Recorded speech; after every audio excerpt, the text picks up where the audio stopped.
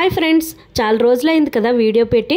Health problem వల్ల video అయితే పెట్టలేకపోయాను. ఇప్పుడు మన వీడియో ఏంటంటే సమ్మర్ టైంలో అమ్మ వాళ్ళ ఊర్లో అయితే 15 డేస్ ఉన్నాము. మరి ఆ 15 డేస్ లో మేము ఎలా ఎంజాయ్ చేసామనేది క్లియర్ గా మీకైతే చూపించాలనుకుంటున్నాను. మాదైతే చాలా పెద్ద కుటుంబం. మరి కుటుంబం అంతా కలిసిన తర్వాత ఎలా ఉంటుంది అనేది ఈ వీడియోలో అయితే ఎక్కడ కూడా స్కిప్ చేయకుండా చివరి వరకు వీడియో అయితే చూసేయండి. మేమైతే మదర్స్ డే రోజు కరెక్ట్ గా అమ్మ వాళ్ళ ఇంటికి అయితే వచ్చేసాము. మా అన్నయ్య వాళ్ళు అయితే ప్రతి ఇయర్ కూడా మదర్స్ డే చాలా గ్రాండ్ గా జరుపుకుంటారనమాట. అలానే ఈ ఇయర్ కూడా చాలా గ్రాండ్ గా మదర్స్ డే అయితే జరుపుకున్నాము. ఇది ఇలా ఉండగా మేమందరం ఒకే చోట ఎందుకు కలిసామంటే మా అన్నయ్య వాళ్ళ పాప మెచ్యూర్ ఫంక్షన్ ఉందన్నమాట. ఈ ఫంక్షన్ కోసమని కుటుంబం అంతా కలిసి ఒకే చోట కలవడం అయితే జరిగింది. ఇక్కడైతే హల్దీ ఫంక్షన్ కోసమని ఈ డెకరేషన్ అంతా కూడా చేస్తున్నారు. అదే విధంగా ఇక్కడ చూసినట్లయితే మా ఊరు దగ్గరలో ఏరు ఉంటుంది. ఆ ఏటు దగ్గర ఓపెన్ ప్లేస్ ఎక్కువగా ఉంటుంది కాబట్టి నెక్స్ట్ డే ఫంక్షన్ రోజు భోజనాల కోసం ఈ ఏర్పాట్లన్నీ కూడా చేస్తున్నారు. ఇంకా ఫంక్షన్ ముందు రోజు అయితే హల్దీ ఫంక్షన్ జరుపుకున్నాము. మేమైతే ఫుల్ ఎంజాయ్ చేసాము.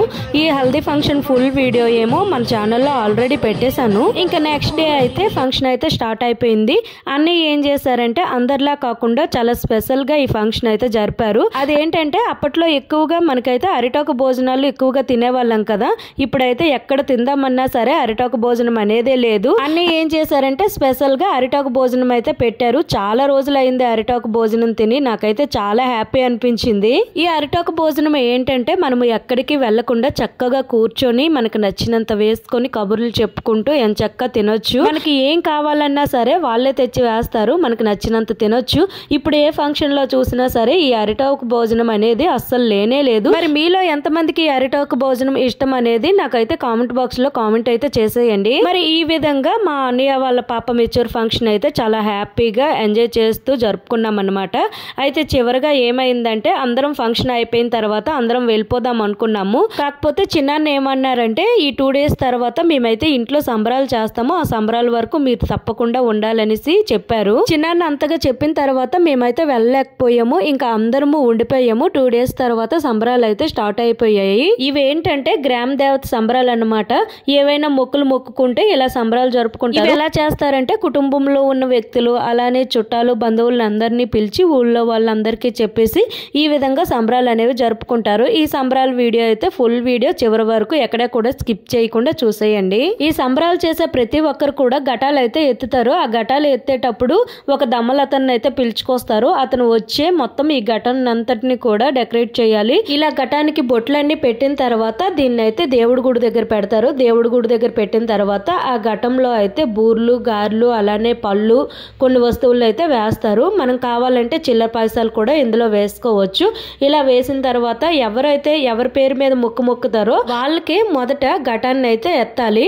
ఇక్కడైతే మా తమ్ముడు కోసం అనేసి ఇలా మొక్కారనమాట. అందుకనేసి తమ్ముడు పైన ఈ ఘటాన్ని అయితే పెడతారు. కొద్ది టైం తర్వాత వాళ్ళ అమ్మకైతే ఈ ఘటం ఇచ్చేస్తారు. నెక్స్ట్ మనం కావాలంటే ఎవరు కావాలంటే వాళ్ళు ఘటాన్ని పట్టుకుంటూ అలాగా అమ్మవారి దగ్గరికి అయితే చేరుకోవాలి. అలానే మన కుటుంబంలో ఈ ఘటంతో పాటు ఇంకొక ఘటం ఎత్తాలంటే వేరే ఘటం కూడా పెట్టుకోవచ్చు. ఇక్కడ మా మేనత్త అయితే వేరే ఘటం అయితే ఎత్తింది. అందుకనేసి ఇక్కడైతే 2 ఘటాలు వచ్చాయి. ఇలా ఘటం పట్టుకొని బయటకైతే వచ్చేసాము. ఈ ఘటం పట్టుకున్న వాళ్ళకి ఏం చేయాలంటే ఫుల్ గా దూపం అయితే వేయాలి. అలానే ఇలా బయటకు వచ్చిన తర్వాత కుటుంబంలో ఎవరైనా సరే పసుపు నీళ్ళతో ఘటం పట్టుకున్న వాళ్ళకి కాళ్ళు అయితే కడగాలి. ఫస్ట్ కుటుంబంలో వాళ్ళు కడిగిన తర్వాత బయట ఎవరైనా సరే ఈ ఘటం పట్టుకునే వాళ్ళకి పసుపు నీళ్ళతో కాళ్ళు కడగొచ్చు.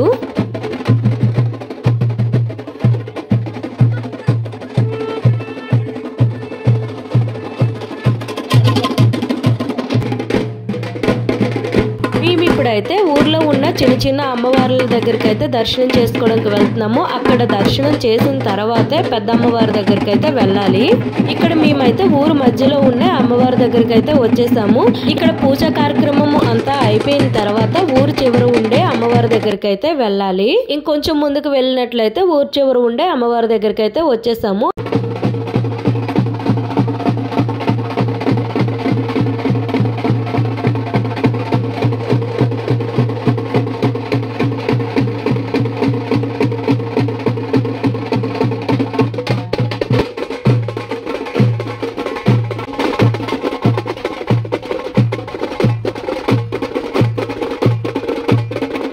చివరగా అయితే ఘటాన్ని ఒకరి తర్వాత ఒకరు మార్చుకుంటూ పెద్ద అమ్మవారి దగ్గరికి అయితే వచ్చేసాము.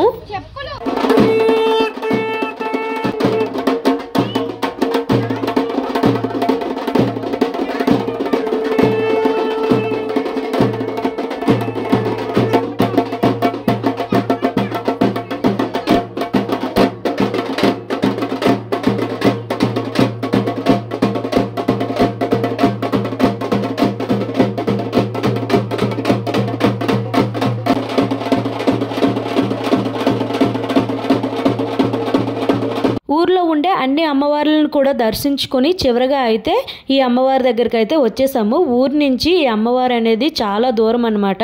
కాకపోతే కాలినడకలో చెప్పులు లేకుండా ఈ ఘటాలు మోసుకుంటూ రావాలి. ఇక్కడికి వచ్చిన ప్రతి ఒక్కరు కూడా ముర్రాటిని అయితే తీసుకురావడం జరిగింది. అలానే అమ్మవారి కోసం పళ్ళు ఇంకా అమ్మవారికి చూపించడానికి చీరలు కూడా తీసుకురావడం అయితే జరిగింది. మేమందరము కూడా ఇలా పూజ చేసిన తర్వాత ఇక్కడైతే దమ్మలతను ఉంటారు కదా, అతనైతే అమ్మవారి కోసం అని దండకం పోస్తారు. ఆ దండకం వీడియో అయితే మిస్ అయ్యింది. మరి ఈ విధంగా మా ఫ్యామిలీతో అయితే ఈ సంబరాలను జరుపుకున్నాము. అందరము కూడా మంచిగా దర్శనం చేసుకున్నాము.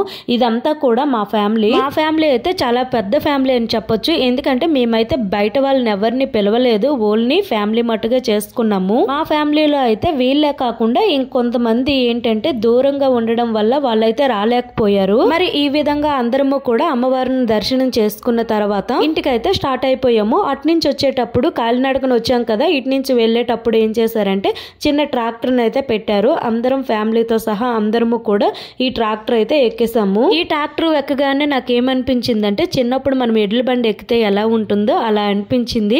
ఫస్ట్ టైం ఇలా ఫ్యామిలీతో అందరితో కలిసి ట్రాక్టర్ ఎక్కాను. చాలా హ్యాపీ అనిపించింది. మా చిన్నప్పుడు అయితే అమ్మమ్మ వాళ్ళ ఊరు వెళ్ళేటప్పుడు మా కోసమని స్పెషల్ గా ఎడ్ల బండి పూసి తెచ్చేవాళ్ళు. ఆ ఎడ్ల బండి పైన మేమైతే వెళ్లే వాళ్ళము. అప్పట్లో ఎక్కడికి వెళ్ళాలన్నా సరే ఎక్కువగా ఎడ్ల బండి యూజ్ చేసేవాళ్ళు. ఇప్పుడైతే ఎక్కడ కూడా ఎడ్ల బండి అనేదే లేదు. మరి ఈ విధంగా అందరము కూడా ఇంటికైతే చేరిపోయాము. ఇంటికి వెళ్ళిన వెంటనే ఇంకా వంట కార్యక్రమం అయితే స్టార్ట్ చేసేసారు. వంట కోసం అని స్పెషల్ గా వంటతను కూడా పెట్టడం అయితే జరిగింది. చాలా బాగా వంటలు అయితే కుదిరాయి. ఈ సందడిలో పడి నేనైతే వంట వీడియో అయితే తీయడం మర్చిపోయాను. చివరిగా లాస్ట్ భోజనాల టైంలో అయితే ఈ వీడియో అయితే తీయవలసి వచ్చింది. ఇక్కడైతే ఏమేమి వంటలు చేశారో, ఏం స్పెషల్స్ చేశారో ఇప్పుడు మనం చూసేద్దాము. ఇక్కడ వీళ్ళందరూ కూడా ఇందులో కొంతమంది తమ్ముళ్ళు ఇంకా అన్నయ్యలు కూడా ఉన్నారు.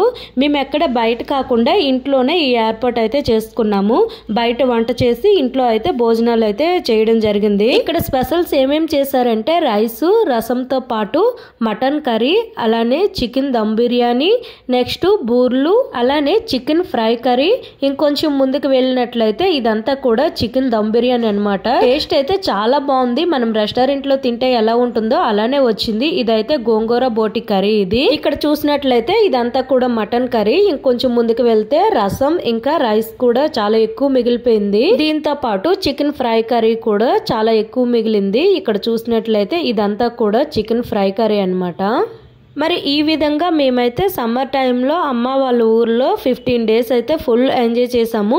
మీకైతే ఈ వీడియో నచ్చిందనే అనుకుంటున్నాను. మరి కొన్ని వీడియోలతో మళ్ళీ కలుద్దాం. Thank you for watching.